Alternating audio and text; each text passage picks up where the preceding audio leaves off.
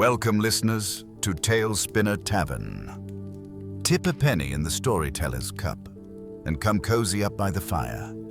Tonight's tale is called A Day in the Life of a Homunculus. The gentle morning light woke me, that amazing ball of fire in the sky that I appreciated more with each passing day, and with each new thing I learned about it. Did you know it's the sun that provides us with our food and our life? My master had theories about it also, giving us magic as we know it. Oh yes, my master. He was my creator too, but he asked to be called Master. He even showed me how I was created: clay, wax, blood, and a few other things. Fascinating stuff, really. He treated me fairly, or at least better than other homunculi I'd seen. Those poor creatures had it rough. Me? I had a place to sleep, a roof over my head, and free access to the pantry. Not that I ate, since I didn't have a mouth. But cooking was still fun. It was like having a spell-making craft of my own. I had especially honed my skills ever since my master gave me the magical ability to smell and taste without nose nor mouth.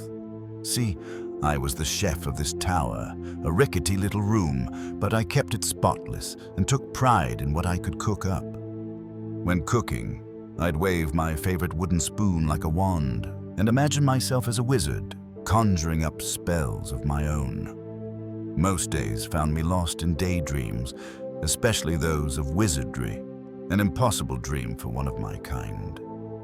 Culinary experimentation wasn't my only duty. Shop assistant too. But most importantly, I was his help with magic. Holding a book here, tipping a potion there, measuring all the ingredients going in. I'd been developing myself further. Ever since he gave me the ability to speak, I could now give reminders and even make small suggestions. Anyway, I started my day and made breakfast for me and my master. Fluffy eggs and yesterday's leftover mushroom and onion. While my master reviewed his shopping list, I sat at the table. Eye of this, pouted that. Fortunately, he also blessed me with a powerful memory, so the shopping list stuck to me like carved rock. Glib, don't get back too late now. We need to finish that spell before bed, and there's something else I wanted us to do tonight, he said, his tone shifting to something more serious. Unusual. My master could be mysterious at times. Then I left for the day, out into the bustling town to pick up the necessaries. Bustling it was. The master had cast a spell of peace and quiet over the tower for concentration, him more than me. As soon as I unhatched the heavy wooden door, shouts and cries of civilized life hit me. Life in its fullest vibrancy. The markets were in full swing. On every shabby corner, a propped-up stool sold goods of all kinds. The senses nearly overwhelmed as you got the best and worst simultaneously. One moment, the sweet spiced teas from the south, then the eye-watering tang of the nearby public urinal. And by public urinal, I meant alleyway. Fruit, clothing, ornaments, cures, and trinkets were all on show. A healthy mix of stand-up merchants and snake oil salesmen. My master taught me how to distinguish which from which, so I was less likely to make a repeat of the magic bean incident. Behind the stalls stood the permanent stores, along with the banks and inns. Folks of all kinds exchanged money with fast hands and raced around with their busy lives. I like to picture myself in these stores as a banker, wearing a small jacket and sitting on everyone's money as they gave it to me. Honestly, I wasn't too sure how it all worked. Interesting-looking jobs, but nowhere near as interesting as a professional wizard. I crossed the bridge and looked out into the port, taking in the smell of sea air and dead fish from the local butchers. Crate appeared, a huge hulking humanoid made of red clay. His expressionless face turned up toward me, He waved, I waved back, then he returned to stacking boxes onto a boat, prompt and silent. We were pretty sure he couldn't speak, which was why in our group we decided to call him Crate. Technically, he was a golem and not a homunculus, but we didn't judge. We considered golems as part of our odd tribe. Not everything was nice, though. I may have only been 4 years old since my master gave me a proper mind, but I understood injustice well enough, and most of all, I understood pain. The thieves, the gangs, the underbelly, rearing its ugly head in the shadows of the early sun. I'd seen what they got up to when the sun went down. They were also slaves. Not sold here, but certain cultures were allowed to have them in town due to some technical reasons with peace agreements.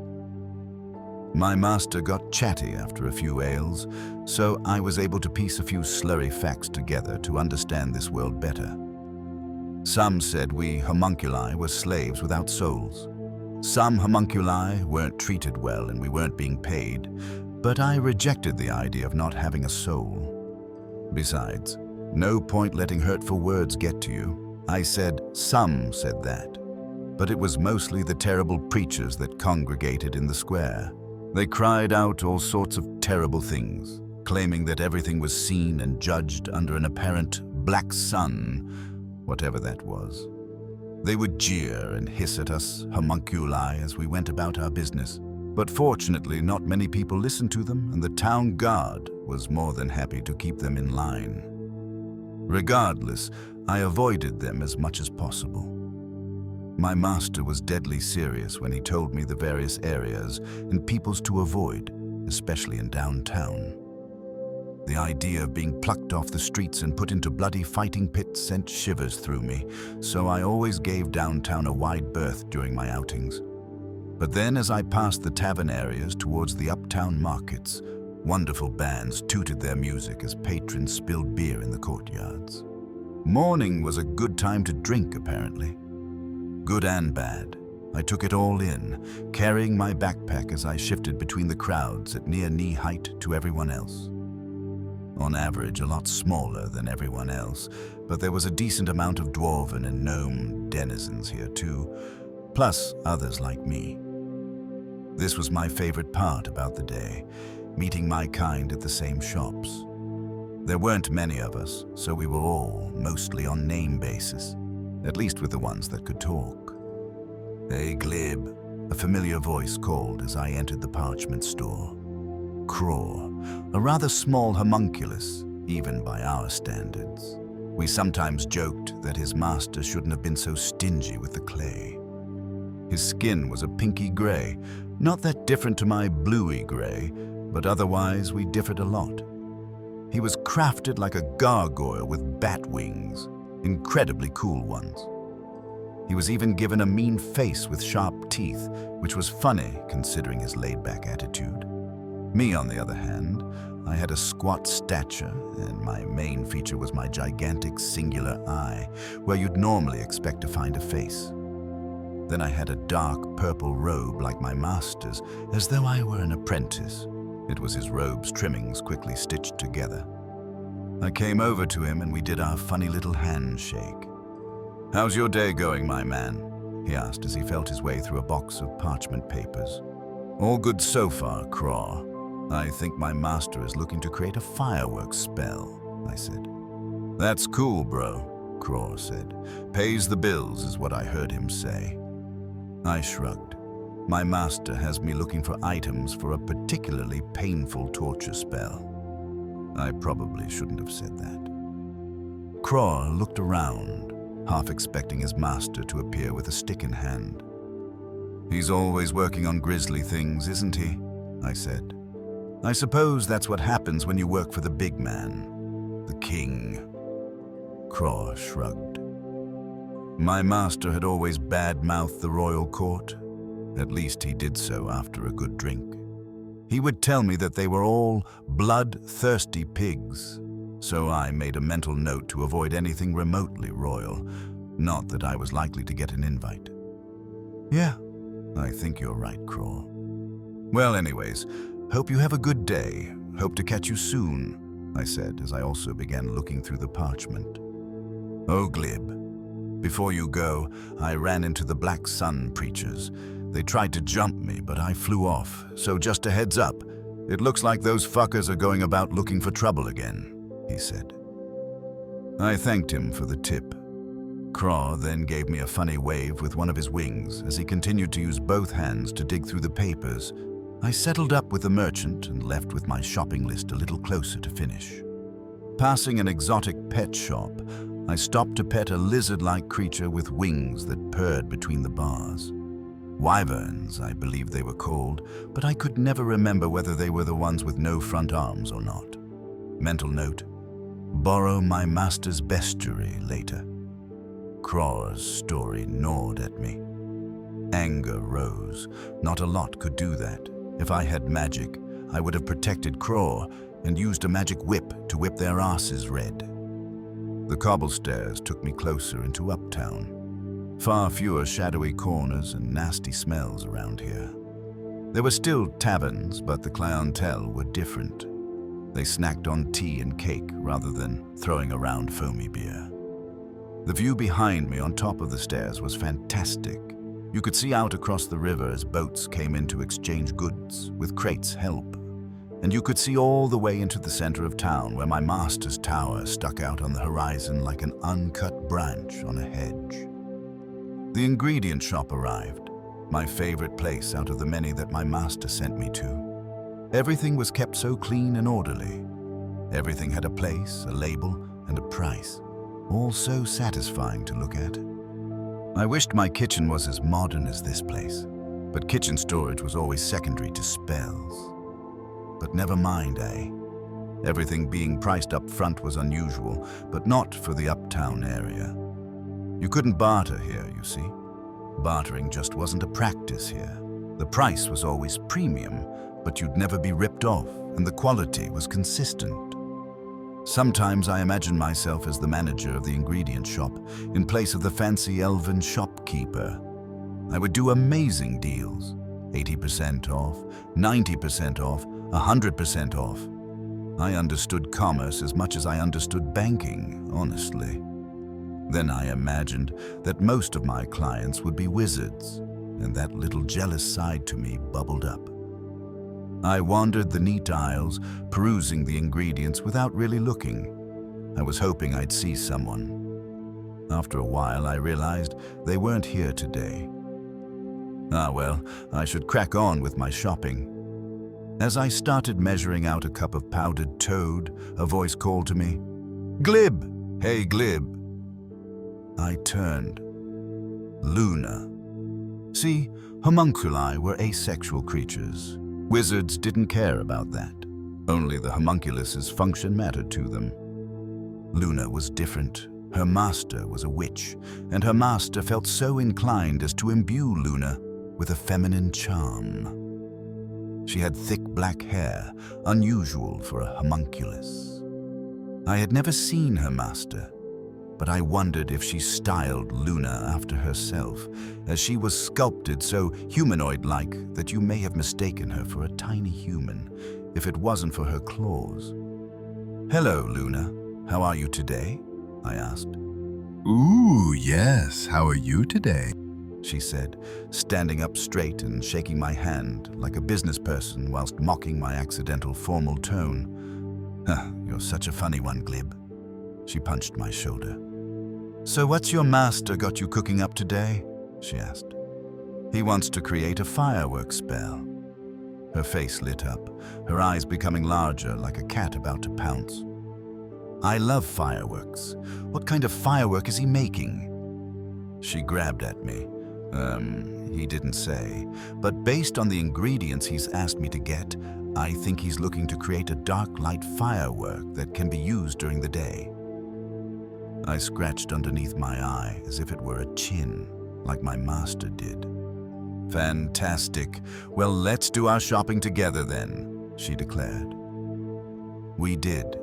We helped each other find all the bits on our combined lists, going through each of the cleverly signposted aisles with excitement. We took in the different fragrant smells of the shop as we did. Spices, herbs and dried animals, all mingled with the smoke of an incense burner that hovered above our heads, suspended in the air. Okay, now, I just need some powdered chicken. She put her tiny hands on her hips. Ooh, is your master looking to make a curse? I asked. No, it's cat food. Ha, she spoils them, she does. And I need to bring a whole bag home. Luna the cat mum, I said. We both had a little chuckle. We completed both lots of shopping and paid up. My satchel was full to bursting where Luna had bags nearly the same size as her. Are you going to be okay getting that back? I asked, wondering if I should ask Crate the golem for a favor. Yeah, watch this. She bounced her eyebrows up and down. She pulled a tiny piece of parchment with an intricate symbol written on it from within her cloak, then closed her eyes and whispered a word. The parchment floated up and burnt up in a flash of blue fire. As it did, all of her shopping began to float up around her. I jumped back. She used magic. Amazing, I said. When did you? How did you?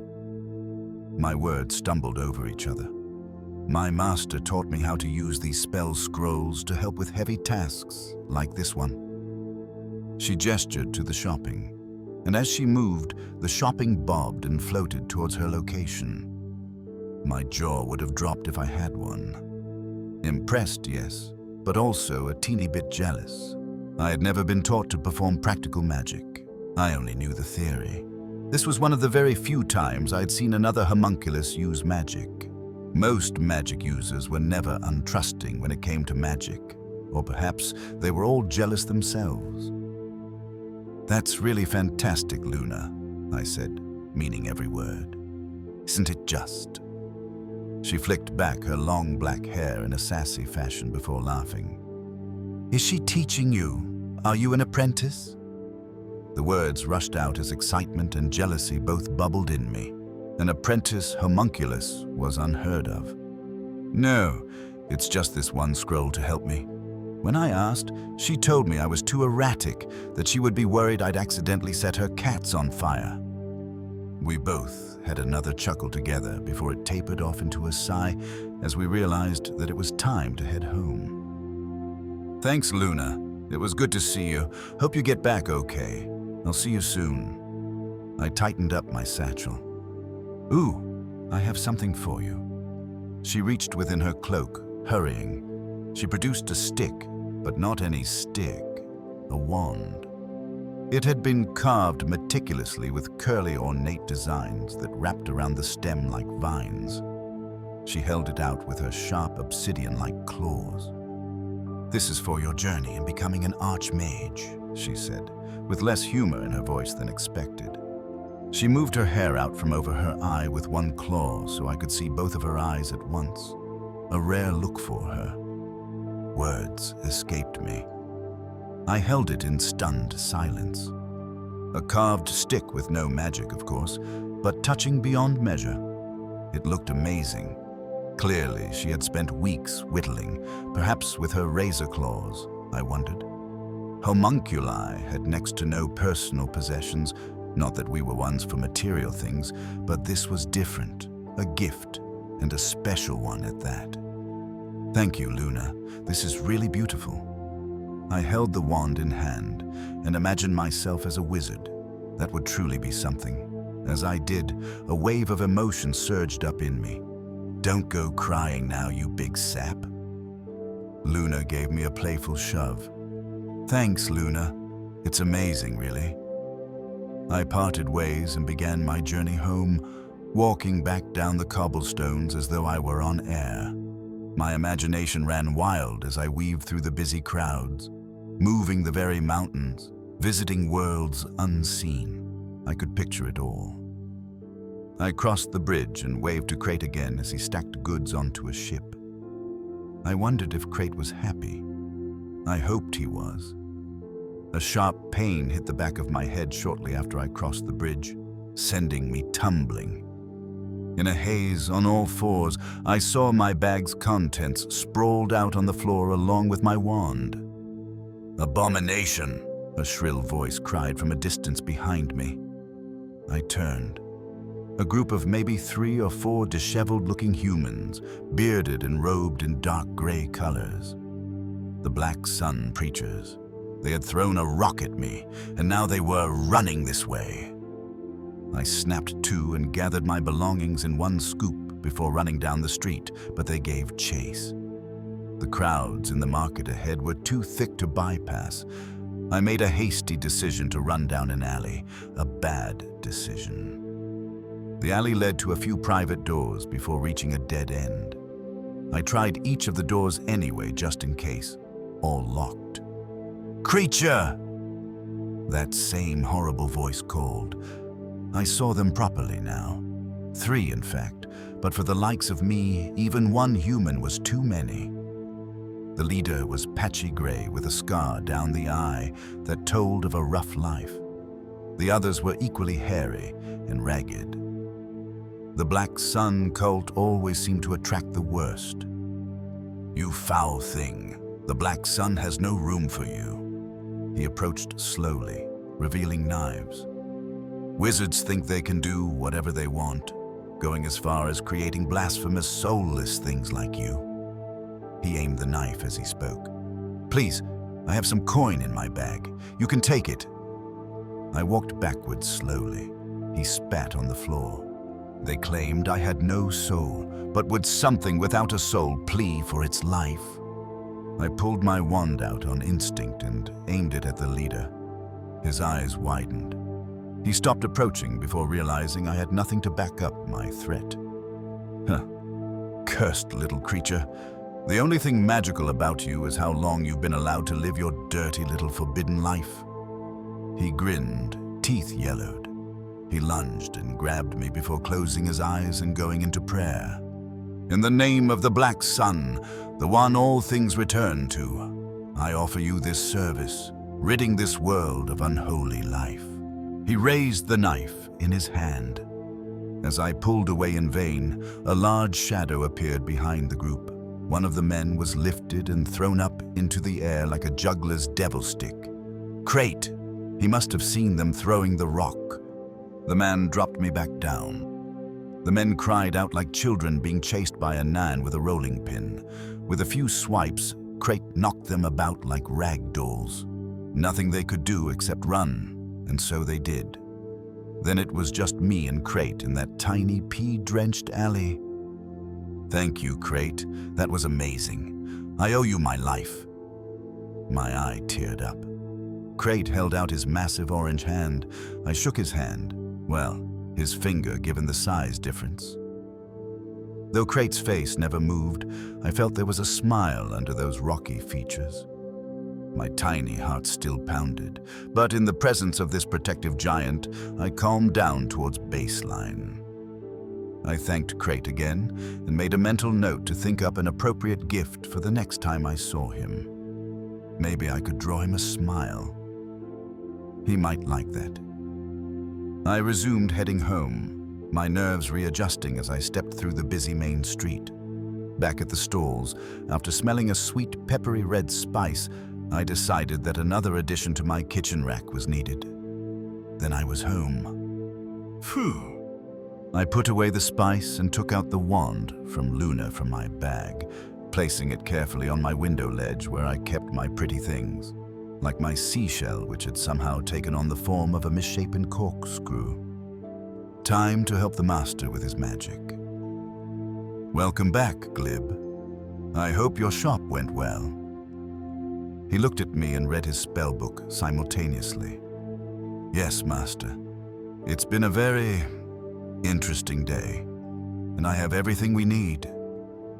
My enthusiasm rang out. "Oh, really? That's good to hear." He spoke wryly, as though he was going to inquire further. "Well then, let us begin. We'll be fashioning a firework spell. A firework that will summon a marriage proposal written in Gnomish, but it will be using dark light, so it can be easily seen during the day," he said. I awarded myself some imaginary points upon hearing that. I started helping with the measuring of the ingredients. When I was ready, I looked to him for his nod of approval after review. But this was different. You manage the ingredients, Glib. I trust you. He didn't expand as to why tonight was any different. Master began with the words as he cast his hand over the pot. Dark light sparkled and puffed as though a miniature lightning storm of negative light appeared inside the pot. The ingredients began to smoke up, and with a wave of his wand, he directed the smoke like a conductor as it twizzled around his aim. He led the smoke onto the parchment which I held out, with gloves on, mind you, and the smoke crackled and fizzed as it made contact. He continued to utter strange words as it did so, and arcane symbols in shining black appeared on the paper. Then the smoke dissipated, and it was done. Well done, Glib. Everything was measured and timed as usual. You have talent for this, he said. So that's next month's food shopping sorted. He laughed heartily before taking the parchment and rolling it into a lovely ornate red leather scroll tube. And if we're lucky, Glib, next year we'll be making another one for their firstborn. I look forward to seeing it used, Master. I'll keep an eye out over the rooftops in the next coming days. I'll make a start on tonight's dinner. I thought to slow cook some meat as I have a new red spice to try out, I said. Sounds delicious, Glib. I began my own spell creation in the kitchen, pulling out gammon, fruits, and spices from the pantry and combining them into my own magic pot. I read from my spell book of recipes and made sure I had the right measurements. And then, whilst I didn't have dark light and sparks, I had a nice warm fire to boil the meat. As I could taste without touching or ingesting, I could sense early on that I was on to a winner with this meal, especially with my red spice ingredient. Time to balance the meal with some vegetables. I took the stairs up to our miniature sky garden and looked over our batch of fruit and veg growing green and healthy. My spellbook called for the addition of mashed potatoes and runner beans with a touch of butter. I harvested what I needed, replanted new ones for what I had taken, and watered what was already there. I took a moment to take in the sight from the tower. A true wonder. You could see the city walls and the green mountains beyond, and where the city river merged back into the sea. On days when the busy bustling of the town grew too much, I could always count on the sky garden view to provide a calming perspective. I returned back to the kitchen and prepped the rest of the meal. By this time, the sun was looking to go back to bed as a warm orange light was cast through the kitchen windows. I returned to the master's practice room to tidy. I took a broom and swept up the sparkled dust left by the recent spell, and as I did, I daydreamed myself creating an army of marching brooms that carried out all the sweeping. Not that I didn't like the work. There was satisfaction to be had in cleaning. It was more about finding some more like-minded company. I tidied away all the ingredients, pouring them into dedicated pots that sat in a large stacked cupboard. While I did, curiosity got the better of me as I checked to see what powdered toad would taste like. Umami. Mental note: borrow some for future cooking. The master had already locked away his spellbook in his special cupboard, one of many, and the cupboard itself was heavily protected by a thick brass lock which matched the decorative frame, but also secretly enchanted with a particularly nasty booby trap. Master had driven into me the importance of keeping magical books safe and locked away. For a non-magic user, there's a non-zero chance that they could set themselves on fire, and for a magic user, there's a very high chance that they'll try to set you on fire, he had said. By the time I finished, the practice room was as clean as my spotless kitchen. Even the cast iron pot had a slight shine to it. Time to serve dinner. I was excited to see Master's reaction as I knew this meal was going to land well. The gammon was nice and tender by now, so I lathered it up with a treacle-like sauce and baked it in the oven. I would taste test constantly.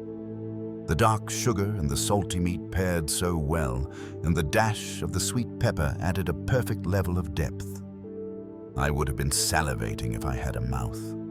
I cut it up, and it fell apart as I plated it and served it with the buttery mash and greens. My spell was complete, with a lot less mess, mind you. I took it into the dining room on a healthily sized silver plate. Master had the fire going already as I walked into the toasty haze of heat. As I entered the room, he was in quiet conversation with a fire sprite that sat between the logs. "Ah, Glib, Master Chef, with his latest creation," he declared. I served him his food and we sat on the old wooden table together, my chair a lot higher than his. He poured me a dash of his dark ale in my small tasting cup so I could join him. I also had a tiny portion of the food in a bowl to taste them together. He tucked in right away, making sure to get a bit of the ham, gravy, mash and greens all onto one stab of the fork. "Glib, you've done it again. Everything was measured and balanced perfectly. This is fantastic. I do hope there's leftovers," he cried. "There are. I was thinking of cold cuts tomorrow," I assured him. He went silent, focused on the enjoyment of my meal. I'd be sure to dog-ear the recipe page to sign it off as a success.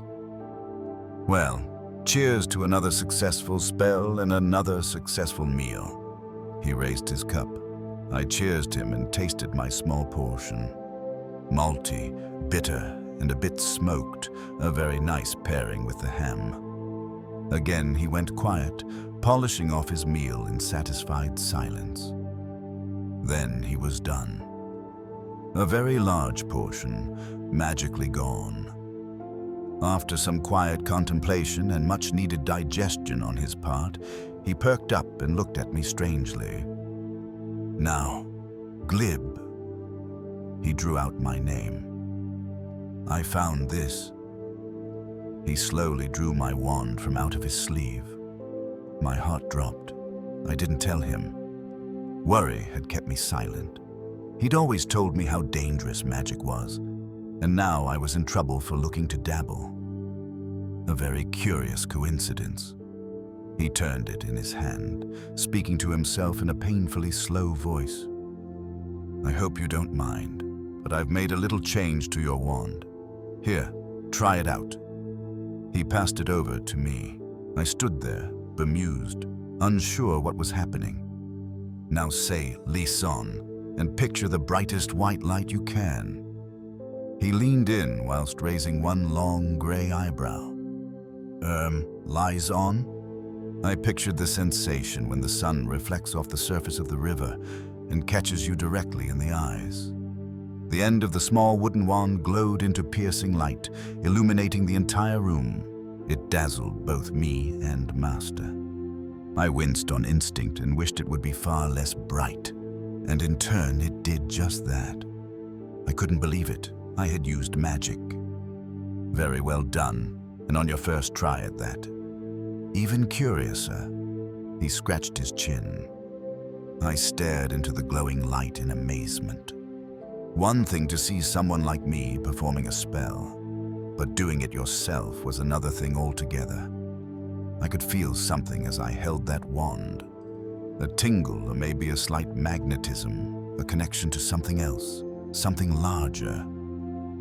"I thought you would need a better nightlight for some nighttime reading," he said wryly. Again, out from within his sleeve, he produced a book, small but detailed beyond belief. A mixture of leather, fine metals, and lesser crystals decorated its cover. I recognized it right away. This was the book my master told me had started him on the path of magic, and now he was giving it to me. "Master," all I could muster in my astonishment. "You're welcome, my new apprentice." He smiled knowingly. I wanted to scream, to erupt in chaotic celebration, but I curbed it on instinct, knowing that he made this decision based upon my level-headedness. "Thank you, Master. Perhaps another toast?" He raised his tankard.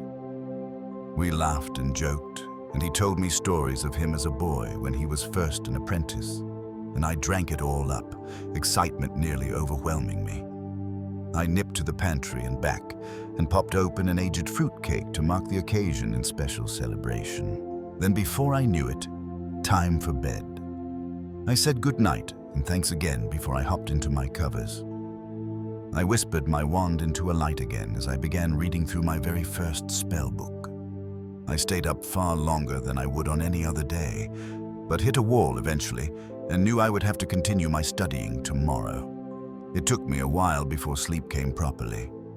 The feeling of learning more, receiving master's teachings, potentially helping with spell creation, and perhaps most important of all, showing Luna, all kept me up. I would say that this was just a day in the life of a homunculus, but it wasn't. It was the best day I'd ever had.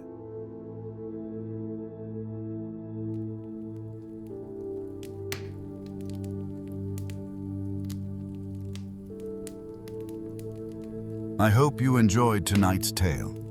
If you'd like another, toss a penny and chuck another log on the fire. Otherwise, until next time.